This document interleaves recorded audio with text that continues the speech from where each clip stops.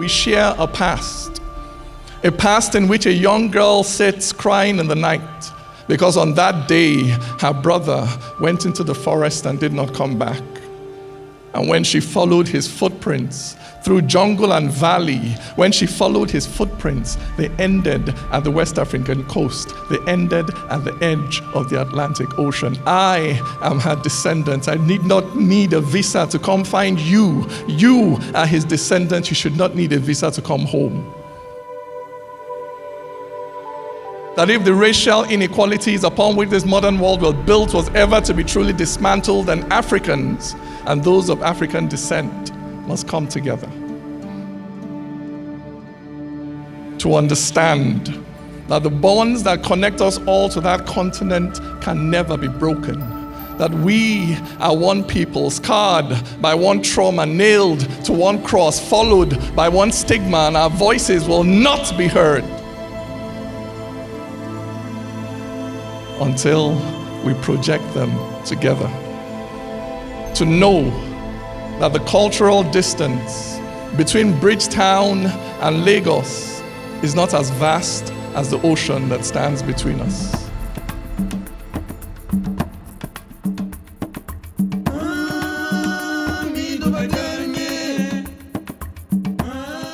500 years ago, Africa was depopulated and dehumanized. Today, we are gathered here to cause reverse, to turn the atrocity committed over 400 years ago into an asset for our people. We will be stupid not to recognize that Africa's borders have been extended to the Caribbean. So much of who we are as people, as our identity, what we eat, our music, is from the motherland. We now have the opportunity to return because the door we came to said that it was the door of no return. Well, we returned. And part of this process is to facilitate that return in a way that brings economic benefit, that brings long-term sustainable development, and that speaks to the issues of development both for the Caribbean and Africa. Everybody, literally, everybody, if you call somebody on the street of Africa, they know the problems of the continent. We debate a lot in the bank. And when we debate, ideas come. When we then take it out, it resonates with anybody we see. Because we have in the bank a diversity of people from all over the world, actually. So this forum really is going to bring in quite a number of participants coming together to discuss a wide range of issues that affect a business relationship between Africa and the Caribbean. The African Union also sees the diaspora as a sixth region, that is sixth regional economic community.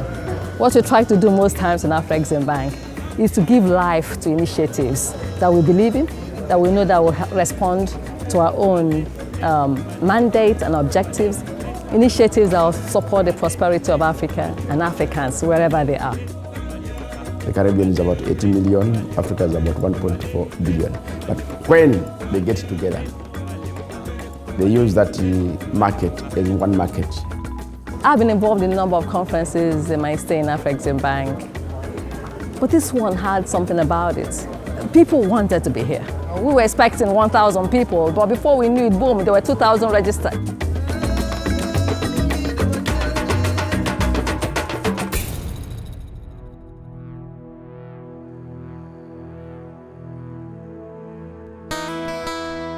A new dawn is rising, and we shall be masters of our own fate. We shall be firm craftsmen of our own fate. We shall chart our destiny. And as we do it, as Africans all, we recognize that we do it with flair, a little style, a little fashion, a little music, a little food, and a little love. A lot of love, in fact.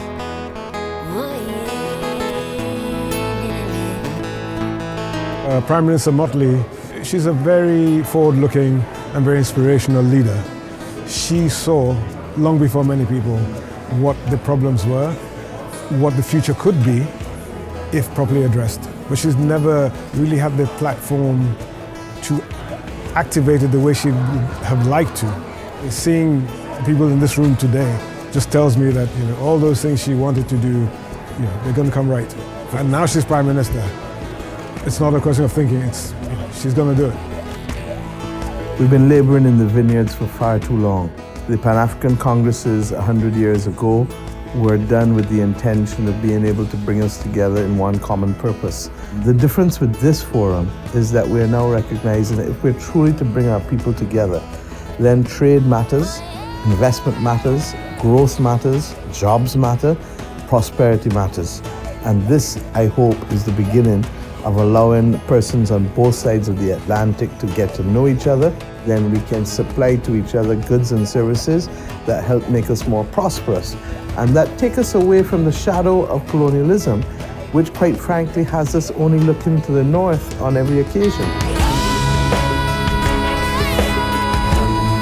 The ability for the global south to come together and partner is a tremendous global achievement for us. And I hope that this is but the beginning. In this gentleman, the people of the region, I believe, will owe him the greatest debt of gratitude for making happen in less than 12 months that which others could not make happen in centuries. I want to salute Professor Benedict Orama because he is building the bridges for us, allowing us to move this conversation from the political to the economic and to make it real for ordinary people across Africa and across the Caribbean as we fight to move poverty from our landscape.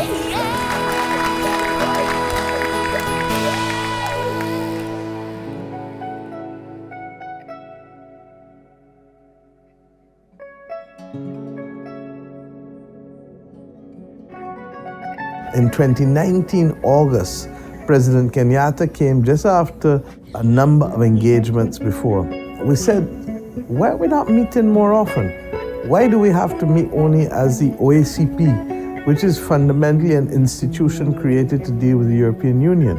We agreed then that on our way, we thought we would have been going to CHOGM, heads of government in Rwanda, but COVID had other plans for us all. During COVID, what we saw is a number of countries being put at the back of the queue when it came to vaccine acquisition. The Afreximbank, through an initiative called AVAC, they supported the funding and the purchase of 400 million doses for the African continent. When the Caribbean islands saw that, they said, look, can we be part of your initiative so that we can purchase vaccines at scale and then you can help us to acquire vaccines for our islands? How can you have your brothers and sisters here and they suffer because they are divided in small islands of a few thousand people? Things that could be done cheaper because of numbers, they're not able to do because we've abandoned them. At that time, there were issues to get personal protective equipment, test kits and all that. They were not available. And the heads of state in President Uhuru, President Ramaphosa, they said, please include the Caribbeans. We had negotiated the supplies from China at about 30% discount. So we put them in the pool and bought for everybody. Vaccines came, the same problem, they couldn't. The President Ramaphosa said, no, add the Caribbean. And we did. So you can see the importance of what we are doing today. It shouldn't happen just because we had a crisis. It should now happen because we are one. And Africa will gain from it, the Caribbeans will gain from it. Afreximbank is determined to make it happen. We're already making it happen. We are impressed by the speed and the kind of support we've received here. We will not let our guards down. We are going to move as rapidly as we can to concretize it and normalize what today looks abnormal. Where we are in the world, particularly coming out of a period when we had 2 tough years of COVID and the barriers that we've seen, now is the time for us to unearth the potential that we have in culture, sports, finance, development, tackling critical issues of sustainability, climate change, health. How do we ensure that we can raise our quality of lives, both in the African continent and the Caribbean, whilst at the same time protecting the interests of the planet? So this forum really comes at a time that we can really look to rebuild our development in a way that we've not been doing before. When you start building ties, then that's when you start cooperating on a different level. So that's why we're here, to see how we can cooperate on a different level and what we can do together. Countries coming together to look at how they can collaborate to make sure that they're not at the back of the queue in terms of certain services, certain products, certain essential goods. We're the most affected countries, that is the developing countries. The island states here may be as affected as we are in Africa. So we need to pull together to make sure that those who have committed the sins are paying the price. And you do that through greater collaboration, making sure that we're strategic about our objectives and that we can work together where it makes sense. So we announced that we would work with our colleagues respectively to get a CARICOM Africa Union Summit going. We also agreed at a bilateral level that Barbados would sign a cooperation agreement with the Afreximbank, but that we felt that this was just the tip of the iceberg. All of a sudden, what was just a conversation and a plan becomes reality. And here we are.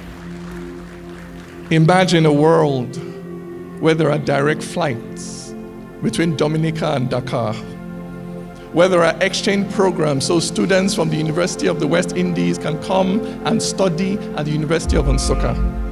And students from Nsukka can experience what it was for those Africans like Jaja, like Behanzin, that were captured by the colonials and exiled to the Caribbean. Imagine a world where this history is alive, where the sacrifice of Cuba in Angola is immortalized in memory, never forgotten in storytelling. Imagine a world where Africa's biggest export to the Caribbean is no longer slaves. A world where we trade, where we talk, where the Nigerian naira shakes hands with the Bajan dollar, and a Trinidadian poet can fly into Accra for a gig on Friday evening and be back home by Sunday. I started the aviation business to fill a need for myself and my group of companies. So we had our own plane and we wanted to build a hangar for it. Barbados is an exotic destination, so we cater to the very rich and famous, not just the rich and famous, but to be able to have a plane, you have to have a few dollars. We've been able to build a phenomenal clientele. We really go to all lengths to pay attention to every detail, not just in maintaining the facility, but servicing our clients with their needs. But to come in as a newbie on this turf, forget the international dynamics. What's it like to sort of stand up and try and win market share, other than the fact you yourself needed one or a hangar for your own plane? Every time I come here, I see me as a customer. What would I like to see done better? And and then we talk about it like that. So we have discussions with everyone. What can we do better? What would you like to see better in here? What would you like to see? And we just build it like that. And then people just get the experience, but they just believe that their name, their brand is what's bringing the people all the time, and they're going to do this. And then they try to monopolize by that, and these guys only started 2 years ago, and it's like, ideas for that are done. No one can beat the entrepreneurial spirit. Yeah. That's it. Yeah. We're both entrepreneurs, business people, private sector. We're here to find ways to develop trade and investment and promote that. What Afrexim and Barbados government is doing today is we are writing history. Well, I joined the Prime Minister and the government of Barbados on a trade mission to Kenya and then on to Rwanda. We're also building a free trade zone in Barbados, so I visited the free zone in Rwanda and got some tips from them, and there'll be some collaboration there as well with companies that are set up in Rwanda that might want to come to this part of the world. We can do a lot to bring examples of successes from Africa, to commercialize them in the Caribbean, just so we can take ideas from the Caribbean to Africa and commercialize them there. It's just, we're excited. Out of that short journey, I got to meet two amazing gentlemen that are here with us today.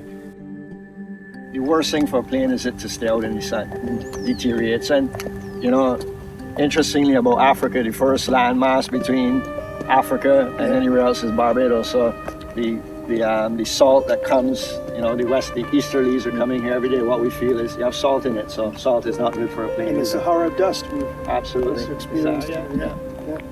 To me, everything that we do in our life is about relationships and building good, long-lasting relationships, friendships to start with. And if we can do some business together, that's great. Many people are good at what they do in businesses and all of that in different countries, but the cultural side of things sometimes gets in the way of furthering the relationships. And I think that what the Prime Minister of Barbados has done is phenomenal. She's a visionary. When the Bajan delegation came to Rwanda during CHOGM, they were so mesmerized to see people featuring the same way that they left back home. Cultural similarities between African nations and Barbados have existed for many years, but really able to tap into it now, as the Prime Minister is doing, will allow us to see how we could do trade in many ways. So this is a good first step for me. Much of what defines our region has roots in Africa, which is the ancestral home for many of us, for many Caribbean nationals indeed. The Caribbean and African continent have an interlinked history of more than 400 years. However, this relationship has never been extensively exploited. Our political cooperation has laid a foundation on which we can and must build a new trade and economic partnership that promotes mutual development and prosperity. But to grow trade and investment flows between our regions, we need to strengthen and streamline the infrastructure to support CARICOM Africa trade. This includes air and maritime distribution and transportation channels. Nobody will see that. That's black against black. He's a perfectionist. This is a coming together of old family. There's a lot of interesting and happy conversations taking place, and we're getting to know one another once again. Once you get to know one another, then it's easier to do business with one another. That needs to be facilitated with transportation arrangements, with financial arrangements, all of those things that we hope the private sector will be able to help us to work through by making good investments in those sectors. Hey, how are you? Yes, I'm Flory Lazier. And I'm Anthony Branker. I think we are on the same panel discussion today. Yes. We're privileged today to have before us a group of persons whose diverse backgrounds and expertise will surely provide a wealth of knowledge and viewpoints on the subject. We were talking about the issue of trade and investment, but from the perspective of Africa as well as the Caribbean. We need a seat at the table. When I say we, I mean the private sector. Absolutely. Because I love that point. Yeah, so often governments go, they have their trade missions and they go to various countries. And when they come back, a lot of the message, a lot of what happened is lost. And therefore we never move away from just being a government-to-government discussion. We never move to actually trading because governments don't trade. That's right. It's private sector. Political leaders, they can talk and say we will do things together, but it's businesses that really make the connection. And businesses don't just happen by accident. People need to meet, they need to trust, they need to get to know each other again. Listen, we're here to do trade, not friendships. It's business. And I think that part of the conversation is about how we can ensure that the policy framework is one that makes sure that we can actually trade better, trade more, and trade more easily with each other. We know that a journey of 1,000 miles starts with a single step. And over the last 48 hours, we have taken steps to make this happen. Yesterday, we signed an MOU and partnership agreement which will catalyze and build bridges between our two regions. Anytime you're building a nation, you have first to deal with transport and communication. You put in roads in a country, you put in public transport in a country, you change the economic equation for ordinary citizens completely. We've actually done a study as International Trade Center on the potential for exports and trade between the two regions, hemispheres. It's negligible at this moment, 0.1% max. But we've seen an opportunity for over $1 billion in trade. And that alone tells you that it's a huge untapped potential. And this covers areas from goods, such as fish and agri-processed food and so on, but also, for me, the most important area, which is the creative industries. Well, we have planes landing every day, but they don't have Ethiopian Airlines on it. And that's what made it special. And I think the last time it happened, I was 1 year old. It is a symbol of what more can come. And I think that is what captured people's imagination. How do we ensure that we can remove the middle leg, the middleman, and remove the scars of the middle passage?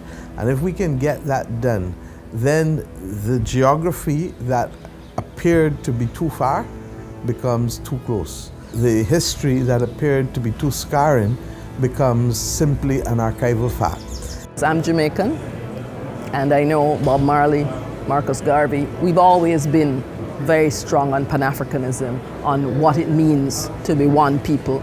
And I think this first inaugural fair is just the beginning of that journey. And we're really excited that Afreximbank and the government of Barbados and all the other agencies that have been involved have actually made this possible. I think it's important for us to understand that about 78.8% of the 41 million people who live in the Caribbean consider themselves to be Afro-Caribbean people. There is very much still a cultural and a romantic association with Africa. The music we listen to, some of the languages that we speak, but also in our cuisine, in our dance, in the tapestries of our culture.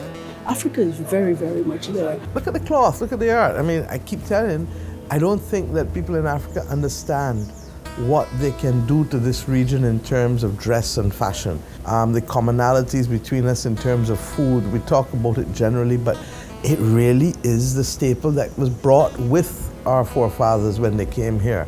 And ironically, is what we need to stay healthy nowadays, because all the processed food killing us, so that we have the answer within our bosom, and it allows our people to earn a living, but it allows us to eat well and to keep healthy.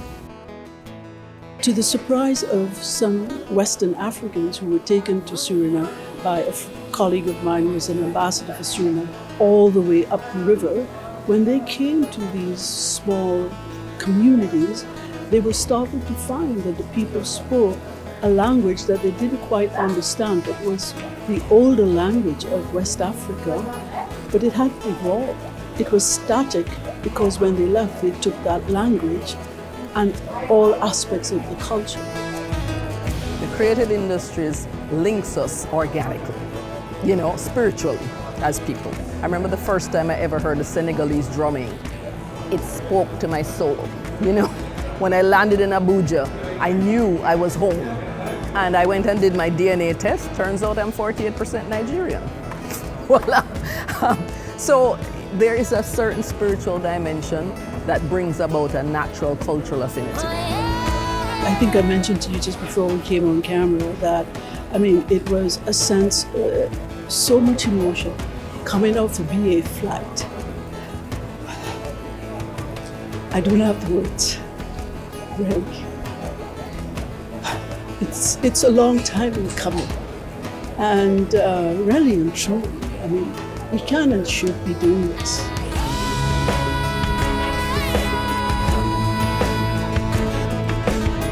It's the ordinary people's great-great-great-grandfather and great-great-great-grandmother who came across on that ocean. And when they came, as you heard yesterday so brilliantly from DK, they left a sister or they left a brother. So when we look at each other, say, wait, you look like so-and-so. We know why. Because we left so-and-so there when we came over. Genes have a way of striking back sometimes. So we know exactly that we are truly one family. It's nostalgic that today we see Africans travel all the way, not in chains, but freed citizens who are willing to explore opportunities with their brothers and sisters and reunite. That's why we call it one market. We are very, very good at analyzing why we have problems. And then we pivot at blaming others for that. And I'm not saying we shouldn't, because you have to know your history before you find a solution. But we have a paralysis of the will to do what has to be done. We always expect others to come and do the things for us. We cannot sit still and hope for the best. We cannot wait for others to come to our rescue. We must take our destiny in our hands. Unity must drive us to success. Today, I saw a mysterious thing. A thing that vexed me to my very soul. I saw the black man dressed as a king, but crouching in the shadows with a begging bowl. His children were starving in fields of cassava, dying of diseases the palm kernel can cure, homeless in a land of rock and timber. Why are you here? He said, I am poor. Today I saw a mysterious thing, a wonder so great I cannot tell it. I saw the black man dressed as a king, but lying in the dust crying at my feet. His legs were sturdy like the palm tree. His oceans were rich and teeming with game. His muscles, they rippled like the proud Zambezi. I told him, get up. But he said, I am lame. Today I saw a mysterious thing, so shocking I have no words to say. I saw the black man dressed as a king, but standing like the lost by the highway. He huddled in a cage that had no gates. He could see where the keys to his chains were kept. He stood in clamps, but they had no weight. Why are you here? He said, I am trapped. Today, I saw a mysterious thing. How can I tell such a horrible story? I saw the black man dressed as a king, but sharing a sleeping mat with poverty. His poverty was a fat man with a bulging stomach, lying on his back beside a pot full of treasure. This awareness was all that he lacked, that he could get up and reimagine his own future.